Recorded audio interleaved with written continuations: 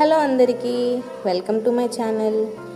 ఈరోజు మన ఛానల్లో ఎంతో రుచికరమైన ఇంకా చాలా ఈజీ ప్రాసెస్లో కాలీఫ్లవర్ కర్రీ ఎలా చేయాలో మీకు చూపిస్తాను. ఈ కర్రీ రైస్, రోటీ, బగారా రైస్ దేనికైనా చాలా బాగుంటుందండి. ఇంకా ప్రాసెస్లోకి వెళ్ళిపోదామా? ముందుగా ఇలా ఒక మీడియం సైజ్ కాలీఫ్లవర్ని తీసుకోవాలి. దాన్ని ఇలా వీడియోలో చూపిస్తున్నట్టు మీడియం సైజ్ ముక్కలుగా కట్ చేసుకోవాలండి. మరీ చిన్నగా కట్ చేయొద్దు, ఎందుకంటే మళ్ళీ కర్రీలో వేసేటప్పుడు కర్రీలో కలిసిపోయి నుజ్జు నుజ్జు అయిపోతాయి. ఇప్పుడు 2 మీడియం సైజ్ ఆనియన్ తీసుకొని చాలా సన్నగా తరిగి పెట్టుకోవాలండి. మీకు ఎంత వీలైతే అంత సన్నగా తరిగి పెట్టుకోండి, ఎందుకంటే కర్రీలో వేసేటప్పుడు గ్రేవీ అనేది చాలా చిక్కగా మంచిగా వస్తుంది. కన్సిస్టెన్సీ కూడా నా దగ్గర ఈ చాపర్ ఉందండి, దీన్ని నేను డీమార్ట్లో తీసుకున్నాను. కావాలంటే ఆన్లైన్లో కూడా దొరుకుతాయండి, మీరు ఒకసారి సెర్చ్ చేస్తే అవైలబుల్గా ఉన్నాయో లేవో తెలుస్తుంది. అండ్ ఇందులో చూసారా ఆనియన్స్ కూడా ఎంత సన్నంగా చిన్న చిన్న ముక్కలుగా వచ్చాయో. మీకు వీలైతే చేత్తో అయినా సరే ఎంత సన్నంగా చిన్న ముక్కలు అయ్యేటట్టు తరుక్కోండి. ఇప్పుడు ఒక 2 పెద్ద సైజు టమాటా తీసుకొని అందులో కాసిన్ని జీడిపప్పు వేసి దాన్ని మెత్తటి పేస్ట్లా చేసుకోవాలండి. అలా చేసిన టమాటా ప్యూరీని పక్కన పెట్టుకొని రెడీగా ఉంచుకోండి. స్టవ్ పైన గిన్నె పెట్టుకొని గిన్నెలో వేడి నీళ్ళు బాగా మరిగించి అందులో కొంచెం సాల్ట్ వేసుకొని మనం కట్ చేసి పెట్టుకున్న కాలీఫ్లవర్ ముక్కలను ఒక 5 నిమిషాలు ఉంచాలండి. ఇలా చేయడం వల్ల ఏంటంటే ఇందులో ఏమైనా చిన్న చిన్న పురుగులు లాంటివి ఉంటే పోతాయి. సో అందుకోసమని ఈ ప్రాసెస్ అనేది చేసుకుంటాము. ఇప్పుడు ఒక కళాయి తీసుకొని అందులో సరిపడా ఆయిల్ వేసుకొని బాగా హీట్ అయినాక ముందుగా అందులో జీలకర్ర వేసుకోవాలి. తర్వాత ఉల్లిపాయలు, పచ్చిమిర్చి, కరివేపాకు వేసుకొని గోల్డెన్ బ్రౌన్ కలర్ వచ్చేంత వరకు ఫ్రై చేయాలండి. ఇప్పుడు 1 టేబుల్ స్పూన్ అల్లం వెల్లుల్లి పేస్ట్ వేసుకొని బాగా పచ్చివాసన పోయేంత వరకు ఫ్రై చేయాలండి. బాగా ఫ్రై అయిన తర్వాత మనం ముందుగా తీసి పెట్టుకున్న కాలీఫ్లవర్ ముక్కలు ఇందులో వేసుకొని కాలీఫ్లవర్ ముక్కలు కూడా పచ్చివాసన పోయేంత వరకు కూడా ఆయిల్లో బాగా వేగనివ్వాలి. ఆయిల్లో బాగా వేగితేనే దీని టేస్ట్ అనేది మనకి బాగుంటుంది. ఈ అల్లం వెల్లుల్లి పేస్ట్ దీని ఫ్లేవర్ 2 కలిసి కూడా మనకి కర్రీ అనేది చాలా బాగుంటుందన్నమాట.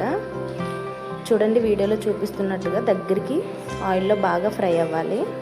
ఇప్పుడు కాలీఫ్లవర్ ముక్కలన్నీ కూడా బాగా ఫ్రై అయిన తర్వాత అండి ఇందులో సరిపడా ఉప్పు, పసుపు, కారం, వేయించిన ధనియాలు, జీలకర్ర పొడి వేసుకొని మసాలా అంతా కూడా ముక్కలకి బాగా పట్టేటట్టు కలుపుకోవాలి. ఇప్పుడు మసాలాలన్నీ వేసి బాగా కలిపిన తర్వాత ఒక్క 2 నిమిషాలు మూత పెట్టుకొని బాగా మగ్గించుకుంటే ముక్కలకి మసాలా అనేది బాగా పడుతుందండి. ఇప్పుడు మనం ముందుగా తయారు చేసి పెట్టుకున్న టమాటా ప్యూరీని ఇందులో వేసుకోవాలి. వేసుకొని బాగా కలుపుకొని ఆయిల్ పైకి తేలేంత వరకు కూడా బాగా ఫ్రై అవనివ్వాలండి. చూడండి, ఇలా వీడియోలో కనిపిస్తున్నట్టు ఆయిల్ అనేది పైకి తేలితే అది బాగా ఏగింది అని అర్థం. సో ఇప్పుడు మన కన్సిస్టెన్సీకి తగ్గట్టు వాటర్ వేసుకొని ముక్కలు ములిగేంత వరకు వేసుకుంటే సరిపోతుందండి. మరీ ఎక్కువ వేసుకుంటే బాగా పలుచగా వచ్చేస్తుంది గ్రేవీ అనేది. సో చూసుకొని వేసుకోవాలి. ఇక్కడ నేను దాదాపు ఒక 3/4 గ్లాస్ వరకు నీళ్ళు అనేవి పోసానండి. వేసిన తర్వాత ఇందులో లాస్ట్లో గరం మసాలా వేసుకొని బాగా కలుపుకోవాలి. బాగా కలిపిన తర్వాత ఇక్కడే మనం సాల్ట్ కూడా అడ్జస్ట్ చేసుకోవాలి. సాల్ట్ కూడా అడ్జస్ట్ చేసుకొని మొత్తం అంతా బాగా మిక్స్ అయ్యేటట్టు కలుపుకోవాలండి.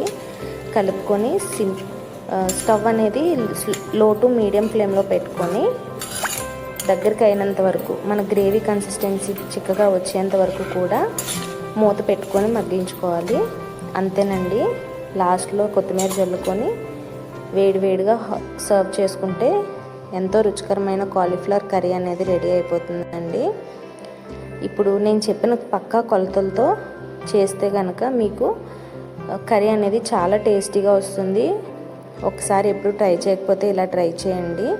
ఇలా తయారైన కర్రీ మనకి ఎందులోకైనా సరే లైక్ రోటీ, చపాతీ, బగారా రైస్ ఎందులోకైనా సరే చాలా అంటే చాలా టేస్టీగా ఉంటుందండి. మీరు ఒక్కసారి ట్రై చేసి ఎలా ఉందో నాకు కామెంట్ సెక్షన్లో కామెంట్ చేయండి. మీకు కనుక ఈ వీడియో నచ్చినట్లయితే ఒక లైక్ చేయండి, షేర్ కూడా చేయండి. ఈ వీడియో యూస్ఫుల్ అనిపిస్తే సబ్స్క్రైబ్ చేసి సపోర్ట్ చేయండి. థ్యాంక్స్ ఫర్ వాచింగ్ అండి. మళ్ళీ ఇంకో వీడియోతో కలుస్తాను. బాయ్ అండి. తప్పకుండా ట్రై చేసి కామెంట్ సెక్షన్లో కామెంట్ చేయండి కర్రీ ఎలా ఉందో.